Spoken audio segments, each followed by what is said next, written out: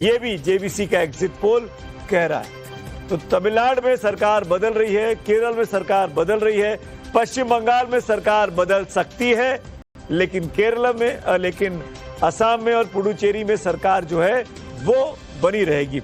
हम बंगाल पे फोकस करेंगे, पूजा मेहता के पास चलेंगे। पूजा, आपने आंकड़े देखे, बिल्कुल कांटे की टक्कर है। सीट्स में बीजेपी को एज, वोट परसेंटेज में टीएमसी को एज।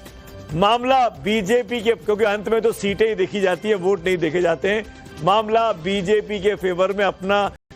सुमित जी, सबसे पहले तो मैं आपको बताऊं कि मैंने जितना ट्रैवल किया है लगभग हर डिस्ट्रिक्ट को टच करने की कोशिश की, लेकिन इस बार जो 2 चरण में मतदान हुआ है पश्चिम बंगाल में, वो इस तरीके से डिजाइन था कि एक चरण जो है वो बिल्कुल बीजेपी के फेवर में था, क्योंकि वो उनका स्ट्रांग होल्ड है जंगल महल और साथ ही जो है उत्तर बंगाल।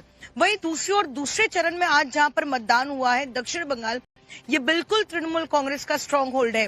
तो कांटे की टक्कर इसलिए भी है कि दोनों फेज आपस में जो है लड़ाई कर रहे हैं, क्योंकि एक अगर आप देखें तो एक पैटर्न है यहाँ पर कि एक जो पहला फेज है वो बीजेपी का स्ट्रांग होल्ड था, सेकंड जो है वो तृणमूल कांग्रेस का स्ट्रांग होल्ड था।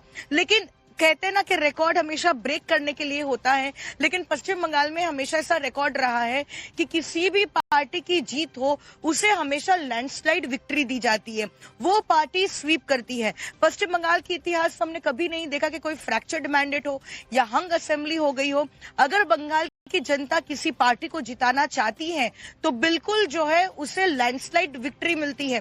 तो अगर बीजेपी भी इस बार सरकार बनाती है बंगाल में तो आप कह सकते हैं कि उनको भी लैंडस्लाइड विक्ट्री मिल सकती है, और अगर तृणमूल कांग्रेस सरकार में बनी रही तो उनकी भी जो है लैंडस्लाइड विक्ट्री ही रहेगी। और वो पर पूजा, अब तो आंकड़े आ गए, जेवीसी के आ गए, अब आप बता दीजिए आपका आंकड़ा क्या कह रहा है, आपका मन क्या कह रहा है पूजा, क्योंकि आपने जमीन पे रह के कवर किया। हम तो यहां से बैठकर आपसे बात करते रहे, आपके इन्फ्रेंस से हम अपना इन्फ्रेंस निकालते रहे।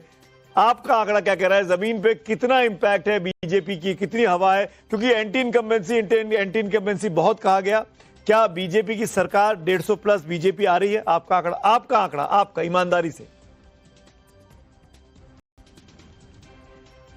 सुमित जी, इस बार धर्म संकट ये है कि आंकड़े बताने में दिक्कत ये हो रही है कि बंगाल का एक बड़ा तबका जो है वो साइलेंट वोटर है। 21 के चुनाव तक ये बिल्कुल साफ था, अगर कोई बीजेपी को वोट डालना चाह रहा है तो वो बीजेपी को देगा, और कोई तृणमूल कांग्रेस को अभी भी समर्थन करता है तो वो देगा। लेकिन इस बार के चुनाव में कॉन्फिडेंटली सीट बताना इसीलिए मुश्किल है क्योंकि बड़ा सेक्शन जो है वो बिल्कुल साइलेंट है। हालांकि कहा यह भी जाता है कि साइलेंट वोटर हमेशा जो है वो अपोजिशन पार्टी को समर्थन करना चाहते हैं, इसीलिए थोड़ा सा कतराते हैं कि रूलिंग पार्टी को अगर नहीं देंगे वोट तो शायद आइडेंटिफाई हो जाए। लेकिन मुझे अभी भी लगता है कि ममता बनर्जी को हराना उतना आसान नहीं होगा, क्योंकि तकरीबन अगर आप देखें तो हम कहते हैं कि 2 करोड़ के आसपास महिलाओं का ऐसा वोट बैंक है जो ममता बनर्जी के पास है, जिनको लक्ष्मी भंडार स्कीम मिलता है। अब वो न सिर्फ फाइनेंशियली ममता बनर्जी से कनेक्टेड है, लेकिन इमोशनली ममता बनर्जी से कनेक्ट करते हैं।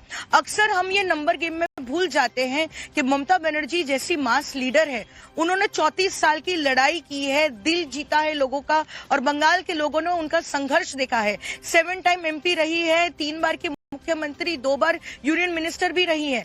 तो ऐसे में लोग जो है उनसे इतनी आसानी से बोर हो जाएंगे, या फिर अगर नाराजगी भी है तो ममता बनर्जी उसे कितना अपने समर्थन में कन्वर्ट कर पाएगी वो इस चुनाव में साफ हो जाएगा।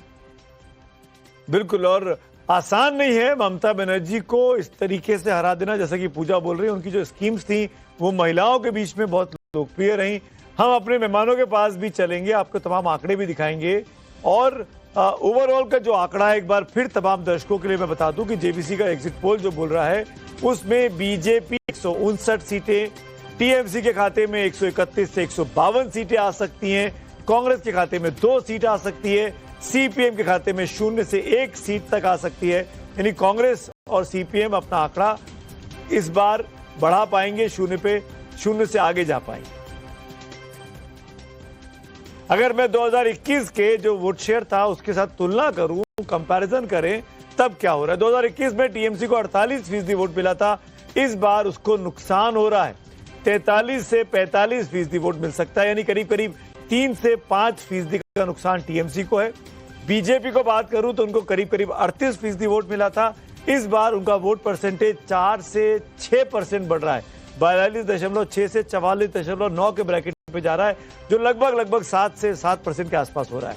कांग्रेस की बात करें तो 3% के आसपास वोट मिला था 21 में, इस बार कम हो रहा है 2.3 से 2.5, यानी पिछली बार से सीट भले ही नहीं आ रही हो कांग्रेस के पास, आई हो, लेकिन इस बार सीट आ सकती है, पर वोट कम हो सकते हैं, ये एग्जिट पोल कह रहा है।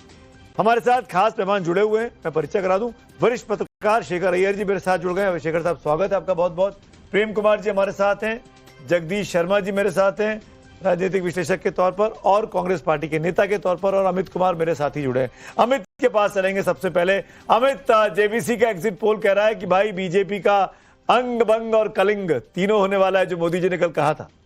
देखिए, मुझे भी लगता है कि मैं जब वहां पर था, ग्राउंड में था, पहले फेज में जब चुनाव जहां हुए वहां पर भी गया था, और सेकंड फेज में जो कलकत्ता के आसपास के इलाके हैं, उत्तर परगना और सब सारी जगह में गया था, 24 परगना गया था मैं वहां पे। लेकिन देखिए, एक चीज तो है, इस बार जो माहौल है बीजेपी के पक्ष में, इतना अच्छा माहौल मुझे नहीं लगता है कि पिछले 21 में या उससे पहले कभी दिखा था मुझे। और इसीलिए एक जो अंडर करंट है वो है वहां पर, एक बहुत बड़ी जो फैक्टर्स है, जो घुसपैठ का मामला हो, जय श्री राम बनाम जय बंगाल का जो नारा है, उसमें मुझे लग रहा है कि बीजेपी ने बहुत अच्छे तरीके से इस बार कैंपेन को जो अंजाम दिया है, और ममता बनर्जी के खिलाफ जो एक माहौल था, खास करके महिला सुरक्षा और जो घुसपैठ, ये दो मसले इतने बड़े मसले थे जिसको लेकर बीजेपी ने अपनी पहुंच जो बनाई। और दूसरी चीज मुझे लगता है कि इसके पीछे एक बड़ी वजह है, चुनाव आयोग ने जितना जो एक अच्छा माहौल दिया है इस चुनाव में, कि पहली बार ऐसा हुआ है कि फर्स्ट फेज के चुनाव में एक रीपोलिंग तक नहीं हुई है, किसी एक बूथ तक में कोई हंगामा नहीं हुआ। तो मुझे लग रहा है कि एक जो लोगों का विश्वास था, भरोसा था, वो जगह है, और उसी भरोसे की वजह से सेकंड फेज में लोग घर से निकले हैं, और ये एक बड़ा फैक्टर हो सकता है। और मुझे भी लग रहा है कि वहां पर बीजेपी बढ़त है, एज है, बीजेपी चलिए you are putting your neck out, लेकिन ठीक है, इट्स फाइन, आपका अपना एनालिसिस हो सकता है। आप बड़ी बात कह रहे हैं, 4 तारीख के आप इंतजार नहीं करना चाह रहे, आपको भी ऐसा लगता है। आरपी सिंह जी भारतीय जनता पार्टी के प्रवक्ता में मेरे साथ जुड़ गए, पहले उन्हीं का रिएक्शन ले लेते, फिर उनके पास चलेंगे। हालांकि आरपी सिंह जी आप लेट जुड़े, खुश खबरी है आपके लिए भाई, अंग कलिंग और अब बंग, ये हमारा एग्जिट पोल कह रहा है। आपकी सीटें टीएमसी से आगे हैं और बीजेपी की सरकार वहां पर बनती हुई इस एग्जिट पोल में दिखाई दे रही है। पिछले 15 साल से जिस प्रकार की सरकार वहां थी, लोग उससे त्रस्त थे। मैं खुद वहां पर था, अभी चुनाव में भवानीपुर सीट पे गया था, वहां पर जो हालत थी देखकर, जो कि मुख्यमंत्री की कॉन्स्टिट्यूंसी की हालत देखकर दंग था। परंतु जो वहां पर लोग थे वह ममता बनर्जी के साथ नहीं थे। ये ममता बनर्जी की रैली की मेरे कैमरा द्वारा, फोन के कैमरे द्वारा खींची हुई फोटोग्राफ है, मैं आपको ये भेज रहा हूं। खाली कुर्सियां थी ममता बनर्जी की नुक्कड़ मीटिंग में, खाली कुर्सियां। तो मामला दिख रहा है कि अगर भवानीपुर में ममता बनर्जी को इस प्रकार का रिस्पांस मिल रहा था, तो दिख रहा था कि ममता बनर्जी इस बार चुनाव हारने वाली है, क्योंकि कई सारे मुद्दे थे वहां पर। जिस प्रकार से महिलाओं के साथ लगातार दुष्कर्म हुए, संदेश खाली से आरजी कार से लेकर Durgapur medical college, south Kolkata law college, उस प्रकार के दुष्कर्म हुए, और